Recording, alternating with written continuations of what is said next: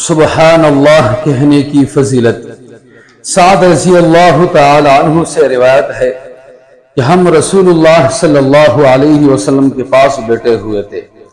آپ صلی اللہ علیہ وسلم نے فرمایا، کیا تم میں سے کوئی آدمی ہر روز 1000 نیکیاں کرنے سے عاجز ہے؟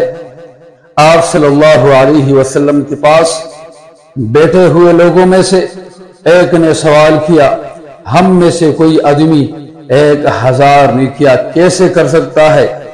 آپ صلی اللہ علیہ وسلم نے فرمایا، وہ 100 مرتبہ سبحان اللہ کہے، اس کے لیے 1000 نیکیاں لکھی جائے گی، یا اس کے 1000 گناہ مٹھا دیے جائیں گے۔ آپ حضرات کے سامنے یہ درخواست پیش کرتا ہوں کہ اس میسج کو آگے لوگوں سے شیئر کرے تاکہ آپ کو بھی ثواب ملتا رہے اور لوگوں کو بھی ثواب ملتا رہے۔ جزاکم اللہ۔